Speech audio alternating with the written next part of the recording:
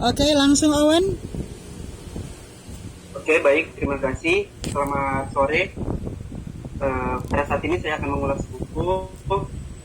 Masuk kepada bagian pertama, identitas buku. Judul buku yaitu Why a Student Work for the Student and the Student Work for the Government. Ini latar untuk cover buku depannya, dan ini seperti cover belakang buku. Buku ini ditulis oleh Robert Kiyosaki yang diterbitkan oleh Gramedia Pustaka Utama dengan jumlah halaman secara keseluruhan 524 halaman, dengan original jumlah halaman 508 halaman. Tanggal terbit buku ini bulan Maret tahun 2015. Berat buku 450 gram, jenis cover soft cover, dengan kategori buku pengembangan diri, dan lebar buku 15 cm, panjang buku 25 cm, dimensi buku secara keseluruhan 6,5 x 1,25 x 9 inci, dengan ISBN 9786020314495. Masuk pada bagian orientasi. Buku ini ditulis oleh Robert Kiyosaki untuk memperkenalkan atau memberitahukan salah satu kekurangan dalam pendidikan saat ini, yaitu tentang pendidikan keuangan. Robert Kiyosaki sendiri ialah seorang motivator, penulis, investor, dan usahawan. Masuk pada bagian yang kedua, yaitu tafsiran isi. Buku ini memiliki 4 bagian yang dimana secara keseluruhan buku ini menjelaskan tentang pemikiran atau pemahaman tentang keuangan yang keliru selama ini, atau menjelaskan tentang pemikiran tentang keuangan yang baik dan benar. Pada bagian pertama, buku ini menjelaskan tentang apakah sekolah menyiapkan anak Anda untuk menghadapi dunia nyata. Nah, di dalam bagian satu itu terdapat 8 bab yang dimana menjelaskan tentang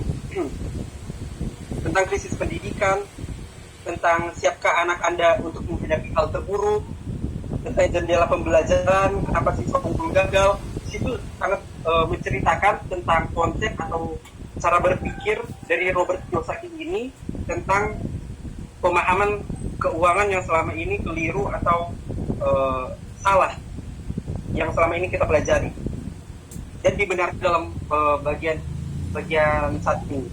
Dalam bagian yang kedua, dijelaskan dalam buku ini tentang sudut pandang lain, di mana terdapat berbagai sudut pandang dari tentunya dari orang-orang ternama tentunya yang kita dapat ketahui. Seperti di sini diceritakan tentang bagaimana Barack Obama yang menjadi presiden dan sistem keuangan yang dijalankan pada saat itu, dan juga tentang sudut-sudut pandang dari orang ternama lainnya tentang keuangan. Pada bagian yang ketiga, buku ini menjelaskan tentang beri anak Anda keuntungan tak adil.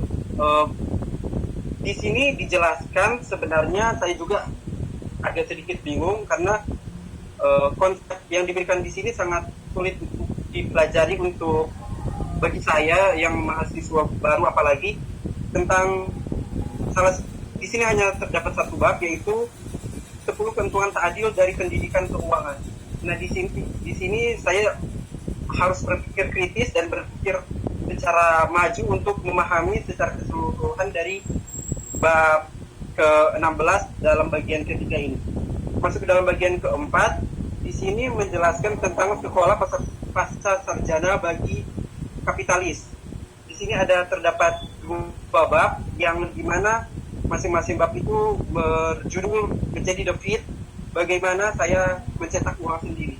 Nah, di sini dimaksudkan ialah bagaimana kita untuk dapat menghasilkan uang secara atau mungkin dengan cara yang belum pernah kita pelajari selama ini, dan di buku ini dijelaskan hal tersebut.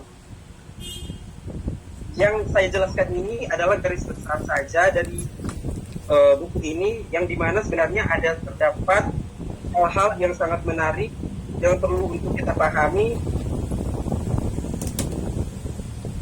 teman-teman sekalian. Buku ini kan menarik dan untuk dipelajari. Masuk ke dalam bagian evaluasi, tentunya ada kelebihan dari buku ini, yaitu kelebihan dari buku ini begitu menjelaskan apa yang seharusnya penting untuk dipelajari dan tersingkirkan tentunya dari pendidikan saat ini, yaitu tentang pendidikan keuangan yang sebenarnya harus kita ketahui sejak dini, yang memang pada saat ini, mungkin pada saat kita SMA, pendidikan tentang uang ini tidak diajari bagaimana kita untuk membayar pajak ke depannya, bagaimana kita mengelola keuangan pribadi, apalagi pada saat kita nanti berkeluarga. Di buku ini dijelaskan hal-hal tersebut yang memang mungkin tidak kita pikirkan selama ini. Adapun juga kekurangan dari buku ini yaitu kata atau kalimat yang sulit untuk dipahami tentunya, yang nanti saya akan singgung juga di bagian rangkuman evaluasi, yang dimana memang kata-kata yang disampaikan dalam buku ini sangat sulit untuk dipahami walaupun memang melatih kata-kata atau wawasan kita dalam mengembangkan kosakata atau pemikiran kita agar lebih kritis dalam berpikir tentang keuangan pribadi kita selama ini. Adapun perbandingan buku yang saya ambil yaitu buku Rich Dad and Poor Dad. Maaf karena tidak bisa menampilkan bukunya, tetapi teman-teman sekalian bisa mencari di e-book mungkin atau di Google tentang Rich Dad and Poor Dad. Penulisnya tetap sama, yaitu Robert Kiyosaki. Saya membandingkan buku ini karena buku Rich Dad and Poor Dad itu sangat bagus, menjelaskan juga tentang keuangan, sama juga seperti ini, tetapi dalam buku Rich Dad and Poor Dad itu menjelaskan keuangan secara umum, namun di sini di buku Why a Student Work for Si Student ini lebih menjelaskan tentang keuangan pribadi atau keuangan individual. Meskipun kedua buku itu terdapat sebuah perbedaan tentunya, tetapi kedua buku ini sama-sama bermanfaat tentunya dan berguna untuk si pembaca tentang bagaimana memanage keuangan atau mengatur keuangan pribadi. Masuk dalam rangkuman evaluasi,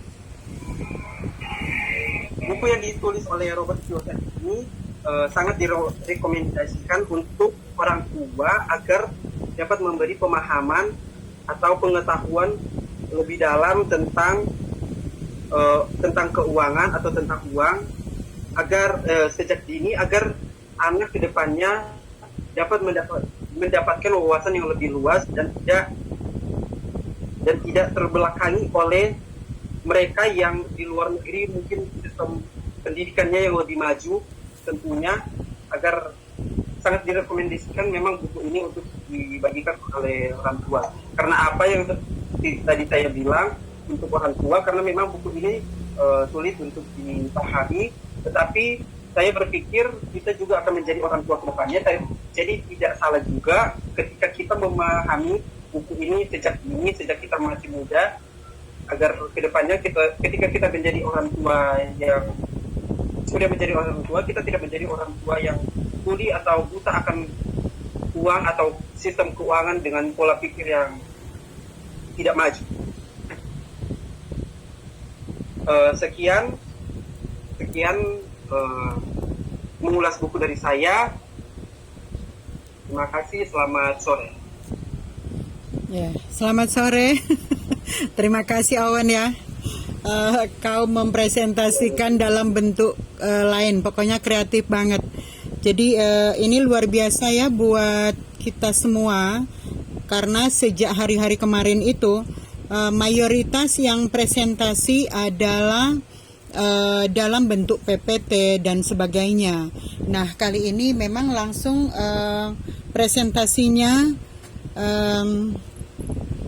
tidak melalui PPT tetapi langsung oleh yang bersangkutan, oleh Owen.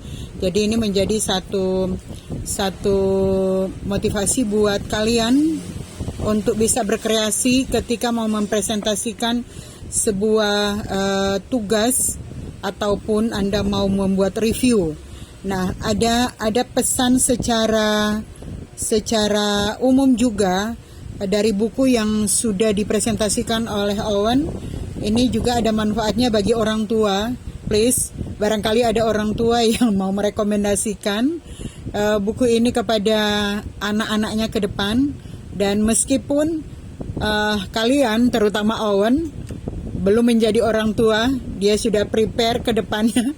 Pasti dia akan merekomendasikan buku ini kepada anaknya suatu saat. Kalian juga mau merekomendasikan ini terhadap anak kalian, silakan. Jadi ini nanti akan sangat bermanfaat buat kita semua. Sekali lagi banyak terima kasih Owen Sitorus, menjadi pembelajaran buat kita semua dan pasti sangat bermanfaat. Sekali lagi terima kasih, pasti diberkati ya buat kita semua.